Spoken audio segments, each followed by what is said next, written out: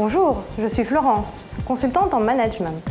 Je vais vous présenter les techniques et astuces pour négocier dans votre vie professionnelle, par exemple votre salaire, un contrat, ou dans votre vie de tous les jours, l'achat de votre voiture ou l'achat d'un appartement. Une négociation se prépare en 3 phases. Tout d'abord, on construit un scénario, puis un argumentaire, et enfin, on élabore un objectif de diversion qu'on appelle un leurre. Le scénario se détermine en 3 phases. Quels sont vos enjeux? Quels sont vos objectifs? Et quels sont les intérêts personnels des négociateurs? À la fois de votre point de vue et de celui de la partie adverse. Qu'est-ce qu'un enjeu? Qu'avez-vous à gagner si la négociation réussit? En fonction de l'enjeu, s'il est important ou pas, vous adapterez votre temps de préparation. Les objectifs sont à la fois quantitatifs et qualitatifs. En termes d'objectifs quantitatifs, vous déterminez une marge de manœuvre avec une borne basse et une borne haute.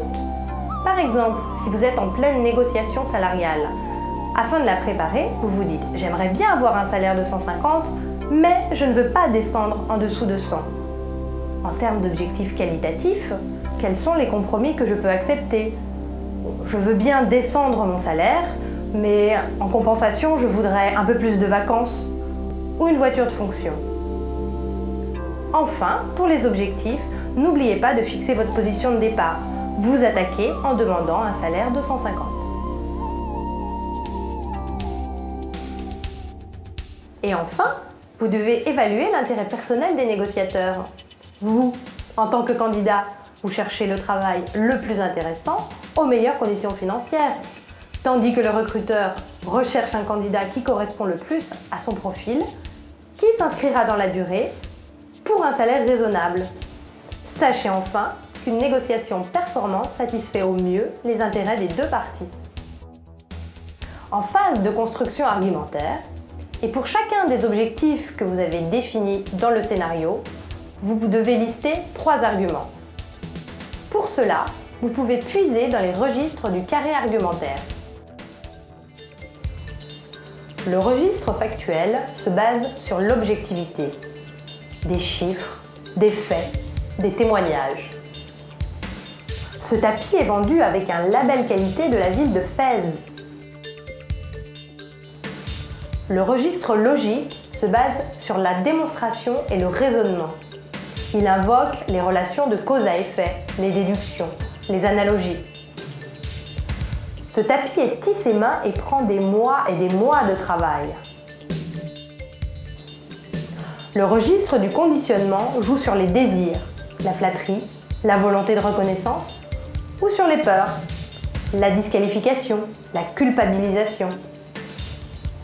Ce tapis va très bien avec la couleur de vos yeux. Enfin, le registre de l'injonction avance des règles, des lois, des pouvoirs extérieurs. Ce tapis est vendu dans le cadre d'un commerce équitable et ne peut pas descendre en dessous d'un prix plancher.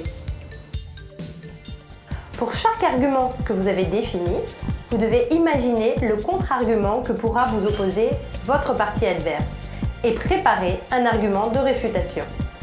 Prenons l'exemple de l'achat d'un appartement. Votre objectif est de diminuer de 10% le prix de cet appartement à cause de la nuisance sonore de la voie ferrée. Votre argument est le suivant. Cet appartement est un peu trop proche de la voie ferrée. Votre vendeur a déjà préparé son contre-argument. Oui, mais l'appartement est équipé de double vitrage qui isole du bruit. Heureusement, vous êtes encore plus malin que lui. Vous avez votre argument de réfutation tout prêt. Oui, mais en été, j'ouvre les fenêtres. Et enfin, vous pouvez élaborer un objectif de diversion, ce qu'on appelle un leurre. Qu'est-ce qu'un leurre? C'est un objectif dont l'atteinte n'est pas prioritaire. La partie adverse va dépenser de l'énergie pour élaborer un contre-argumentaire. Et lorsque vous aurez estimé que votre adversaire s'est assez investi pour lutter contre le leurre, vous céderez. Vous démontrerez ainsi votre sens de la concession et vous serez en meilleure posture pour en obtenir à votre tour.